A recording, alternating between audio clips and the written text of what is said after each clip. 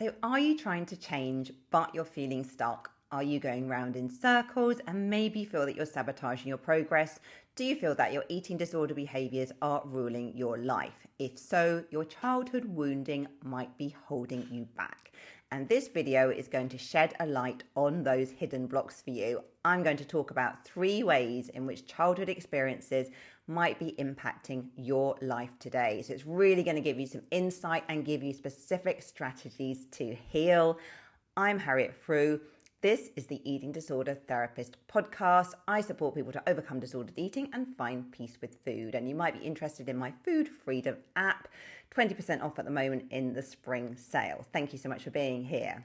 Okay, so let's dive in. Here we go. So in a quick fix world of 30-day overhauls and miracle detox weight loss plans, it can be tempting to wish the same for the healing process.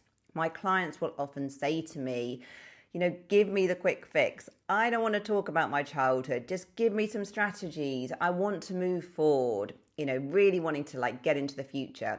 So although I'm not an advocate of stewing for years in the childhood memory swamp, retelling old stories on repeat whilst gaining profounder insights with little change, I really do believe that some focus on your early life can be hugely beneficial for healing.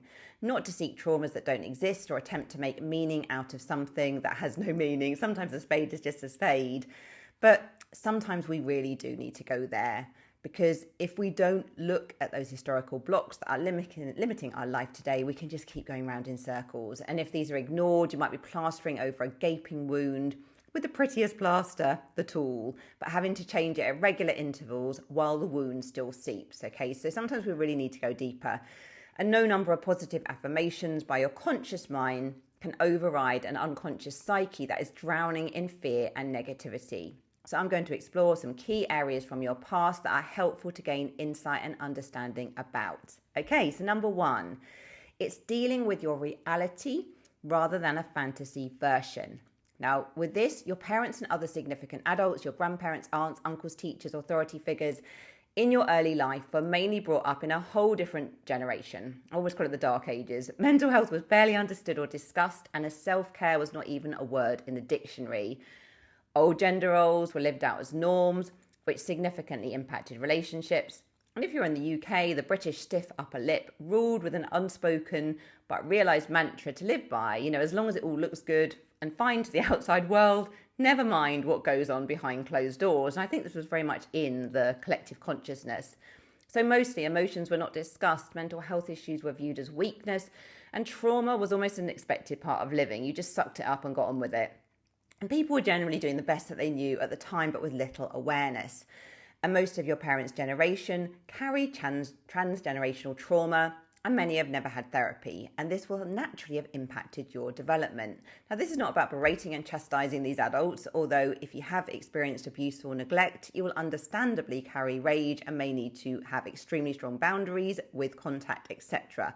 But in most cases, probably most of you watching, you will have felt loved and had your physical needs predominantly met. And you likely have some beautiful memories and strong attachments to these early relationships, which are all really important because humans are just imperfect. But in many cases, particularly if you're in middle age now, you won't have had your emotional needs fully met because your parents likely didn't have theirs met either.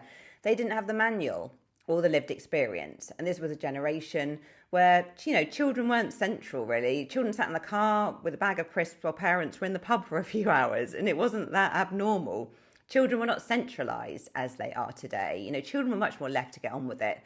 They had to get on with it, deal with their emotional issues alone or with friends. Now, of course, I'm generalising. Your experience might be different, but this is the kind of general experience. So consequently, you may have experienced several life-impacting events between 0 and 15 years old where you never stopped or emotionally processed different things that went on. And you may never have explored the impact of different encounters and triggers, and these micro and macro aggressions build up as energy in the body and are held as trauma. Now, if you're watching and you're a younger millennial or Gen Z, you may have parents who are radically more self-aware than perhaps the boomers and people before. And this is something to be really, really thankful for. Now, mostly Generation X parents are dutiful, conscientious, and attempting to swing the pendulum the other way and are far more attuned to their offspring. But the reality is that unconscious wounding is passed on. We are all carrying it. And I say this as a flawed Generation X parent myself. I am completely imperfect. Now, for every one of us, your early life has a profound influence on your adult experience. And this can be hugely challenging to take on board, because often as well, you will love your parents and the other significant relationships, and you'll have really strong desire to protect and hold these relationships in the highest regard, because the child is always loyal to the parents, even when situations have been painful and difficult. So what I'm saying here is, if you're living in a fantasy of a perfect childhood that was probably truly far from perfect, because we are humans, we're living in an imperfect world, being raised by flawed people, it will keep you stuck in your old traumas. Okay, so the takeaway from this is really just developing self-awareness and understanding of the impact of the parenting, early life events, significant losses, friendship issues, and traumas that happen to you in your early life. And it's not only talking about these events, but in the safety of healthy relationships, perhaps in therapy or with close friends, perhaps revisiting the experiences and the emotions around these so you can release the feelings and heal. And it's through compassionate acknowledgement of the past wounding and a reparenting of the self, where you offer yourself that soothing, that unconditional support, which really offers the doorway to healing. Because unacknowledged trauma will bubble under the surface of your daily life, rearing its head in unconscious ways. Whereas once the trauma is released and processed, you're free to move on and create more constructive, fulfilling ways of being in the world. And I guess what's really important to say is you can have deep empathy and love for your parents and early caregivers, whilst also acknowledging your own wounding and unmet needs in the process. Those two things can exist. Okay, number 2, projection. So every significant relationship in the present time will be impacted by your earliest important relationships. So in many cases, this will be relationships with your mum, your dad. It could also include relationships with grandparents, aunts, uncles, siblings, teachers, anyone who was important in your formative years. Now, these relationships tend to form the template for your interaction with other human beings. So a warm, validating relationship with a mother or sister will likely lead to greater trust in the feminine and forming close bonds with women in your adult life. Whereas a critical or envious relationship with a mother could lead to a lack of trust in the feminine and maybe difficulties in forming connections that feel safe with women in adulthood. An encouraging and attuned relationship with your father or brother could foster higher levels of self-belief and safety with men, whereas a judgmental or absent relationship with a father could lead to a feeling of a lack of safety with the masculine and low self-worth as an adult. Now, of course, there's nuance and flexibility in individual circumstances. So, for example, if your father was absent but your grandfather was a huge supporter of you, this may have offered a highly protective and long-term beneficial impact on your well-being. So it's quite nuanced really in terms of where you've had protective relationships too. But if you're struggling in your relationships today with friends, siblings, or romantic encounters, the past will hold some answers. And you'll probably be projecting your past experiences unconsciously onto your present relationships. Now, for me personally, having had an incredibly loving mother and supportive relationships with my sisters, I've always found that my relationships with women are more straightforward and natural because my mum really truly celebrates us all as individuals. There's no competition or envy. Rather, it's so much more about mutual support, love and encouragement. And this has massively helped me in adulthood to form female friendships fairly easily because there are no blocks. I feel these relationships are safe. But my wounding is distinctly more apparent around the masculine, and I had a complicated relationship with my dad who experienced a lot of trauma in his life and a lot of difficult circumstances early on. And this made it really difficult for him to be able to support my sisters and I. Had a lot of criticism and judgment early on. And until very recently, I've struggled myself in romantic relationships with men, often feeling quite insecure, being drawn into those old patterns to emotionally avoidant people, where I really tried to prove my worth and feel good enough. So I've been unconsciously repeating those old patterns which felt familiar. And it's frustrating because we kind of do this often without realizing what's going on. So healing happens when we can bring this into awareness and to see the person in front of us rather than projecting the old stories, everything from the past. Now, this takes time and patience because I think we can understand it as well on a rational level, but embodying it takes time. So think about your early relationships and the impact on your psyche, and note with honesty the positive and negative aspects of these interactions.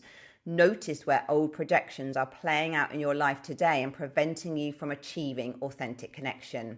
And you may need the support of therapy to guide you through these unknown waters. Okay, number 3, emotional triggers from past events. So if it's hysterical, it's historical. The quote by Laurie Gottlieb. Emotions are part of life. They're valuable messages giving you feedback about your internal state and your interactions with the world. So a healthy emotional regulation involves listening to emotions, not being ruled by them though either. So it's common for most humans to be holding unprocessed emotions in the body. And buried emotions that aren't processed can erupt like a violent volcano, overwhelming us sometimes. And buried emotions can also result in depression, extreme anxiety, all those unexpressed feelings lying beneath. So if you disproportionately react to a present day event, which seems a bit extreme in relation to the event itself, is likely a trigger that's linked to unprocessed childhood experience. For example, if you were relentlessly criticized by a teacher or parent, any feedback in your adult life could be interpreted as extreme judgment and chastisement. And an innocent constructive comment from your boss could plummet you into a shame spiral, which is far more about an early trauma than the present interaction. But in that moment, it won't feel this way because your conscious mind likely won't make the connection. And if you experience a period of your life where you strongly disliked your body and you were depressed and alone as an adult, any weight gain, even if objectively healthy for you, might trigger feelings of disgust and humiliation as old emotional wounds are activated. So what's the takeaway here? Know that if something is hysterical, it's likely historical. But you need to be so kind and compassionate with yourself because your rational mind is not going to realize this. Take time to journal, talk about your feelings to make sense of them. And if you're dealing with traumatic memories, you really might want to do this in the safety of therapy where you can do it bit by bit, sort of titrating it. And sometimes as well, if you're very disconnected with your body, a somatic approach can be helpful. And you'll likely be triggered many times in the healing process. It's normal. And appreciate that some focus on your history can be valuable in interrupting old ways of coping. And, so you don't sabotage your present living. And you don't need to stew in the juices of the old stories for years on end. Rather, your past is a gateway to self-understanding and healing. But be patient with yourself on this journey and seek support as needed. So what's holding you back in your journey today and what's helping you move through this? Do let me know in the comments. I would love to hear from you. If you're looking to heal your relationship with food, my app Food Freedom has 20% off at the moment with its spring sale. Thank you so much for watching and listening to the Eating Disorder Therapist podcast. Do follow, rate and review if you're listening. Do subscribe if you're on YouTube. Thank you so much. My YouTube is growing. I look forward to sharing another episode with you very soon. Thank you so much for being here. Bye.